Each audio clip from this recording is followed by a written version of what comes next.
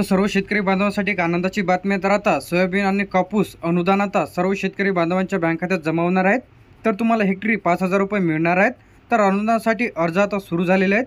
तर त्यासाठी अर्ज कशा प्रकारे करायचा आहे, अर्ज कोठे द्यायचा आहे, तर लगेच अर्ज द्या हा जो अर्ज आहे तुम्हाला भरून द्यायचा आहे।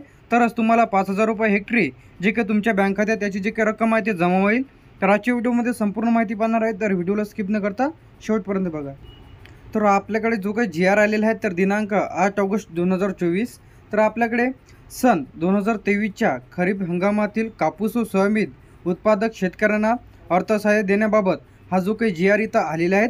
त्यानंतर कृषी विभागाच्या जे काही नियमानुसार जो काही इथे जी आर इथं आलेला आहे, त्यानंतर उपयुक्त विषयाबाबत तर हा जो काही जी आर आहे राज्यातील सन 2023च्या खरीप हंगामातील ई पीक पाहणीवरील नोंदणीकृत सोयाबीन आणि कापूस उत्पादक शेतकऱ्यांना अर्थसहाय्य मंजूर करण्याबाबत शासन नियमास जी काही इथं मान्यता देण्यात आलेली आहे।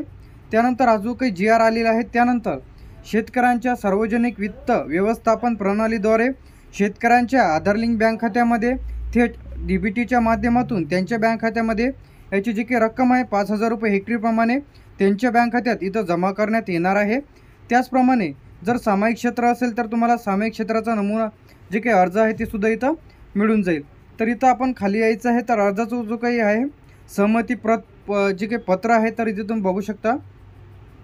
सन 2023च्या खरीप हंगामातील ई पीक पाहणी पोर्टलवर नोंदणीकृत कापूस व सोयाबीन उत्पादक शेतकऱ्यांना अर्थसहाय्य व कृषी विभागाच्या अन्य योजनेअंतर्गत अनुदान सुविधा उपलब्ध करून देण्याकरिता खालील सही करणार।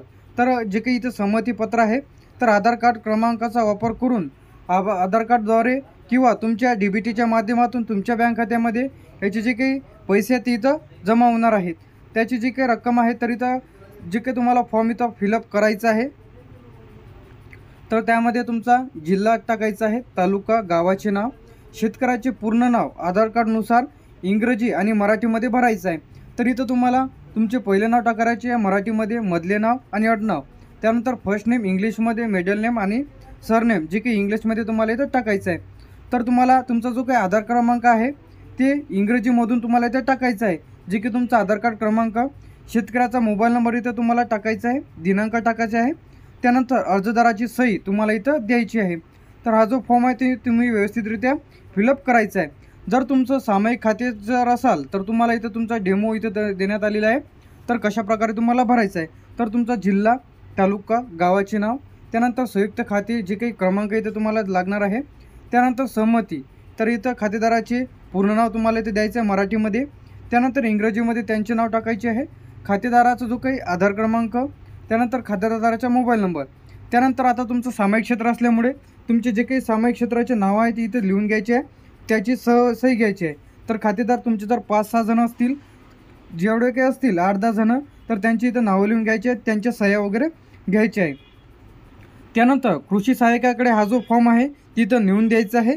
तर तुमच्या जे की तुम्ही बँक पासबुक दिलं होतं तर डीबीटीच्या माध्यमातून त्या शेतकऱ्यांच्या 5,000 रुपये हेक्टरीप्रमाणे त्यांच्या बँक खात्यात याची जी काही रक्कम आहे तिथं जमा करण्यात येईल। तर अधिक माहितीसाठी यावरती डिटेलमध्ये व्हिडिओ पाहण्यासाठी, त्यानंतर हा जो डॉक्युमेंट्स आहे ते कृषी सहाय्यकाकडे तुम्हाला विभागाकडे हा डॉक्युमेंट्स नेऊन द्यायचे आहे। तरच तुमच्या बँक खात्यामध्ये 5,000 रुपयाची जे काही रक्कम आहे ते तुमच्या बँक खात्यात इथं 5,000 रुपये हेक्टरीप्रमाणे जमा होईल, जे की ज्या शेतकऱ्यांनी ई पीक पाहणीद्वारे सोयाबीन आणि कापूस याची नोंदणी केलेली आहे तर अशा शेतकरी यामध्ये पात्र ठरणार आहेत। जर तुम्ही आताची खरीप पीक विमा 2024ची ई पीक पाहणी केलेली नसेल तर लवकरात लवकर करून घ्या। तर ई पीक पाहणी करताना कोणत्याच चुका करायच्या नाही, ई पीक पाहणी कशाप्रकारे करायची आहे यावरती डिटेलमध्ये व्हिडिओ आपल्या OMT information take YouTube channel upload केलेला आहे। पीक विमासुद्धा सर्व शेतकरी बांधवांच्या खरीप पीक विमा त्यांच्या बँक खात्यात जमा झालेले आहेत डीबीटीच्या माध्यमातून। जर तुम्हाला पीक विमा अधिकही जमा झालेला नसेल तर आता तुम्ही घरबसल्या चेक करू शकता। तर पीक विमाचा दुसरा टप्पासुद्धा शेतकऱ्यांच्या बँक खात्यात जमा झालेला आहे, तर त्यावरती सुद्धा मी लाईव्ह व्हिडिओ अपलोड केलेला आहे। तर त्यामध्ये तुम्हाला सांगण्यात आलेलं आहे की सोयाबीन, कापूस, तूर, उडीद, मूग, ज्वारीसाठी किती पीक विमा तुम्हाला मिळालेले आहेत ते सुद्धा तुम्ही आता घरबसल्या चेक करू शकता। रब्बी पीक विमासुद्धा अप्रूव्ह झालेला आहे, ते सुद्धा लवकरच तुमच्या बँक खात्यात आधार लिंक बँक खात्यामध्ये डीबीटीच्या माध्यमातून इथं जमा होईल। अधिक माहितीसाठी यावरती डिटेलमध्ये माहितीसाठी आपल्या चॅनलला त्याबद्दल जे काही व्हिडिओ अपलोड केलेले आहेत। तर अशाच प्रकारचे नवीन अपडेट्स आणि नवीन योजनेच्या माहितीसाठी आपल्या OMT इन्फॉर्मेशन टेक यूट्यूब चॅनलला सबस्क्राईब करून ठेवा, जर तुम्हाला हा व्हिडिओ आवडला असेल तर व्हिडिओला लाईक, कमेंट आणि शेअर करायला विसरू नका. थँक्यू.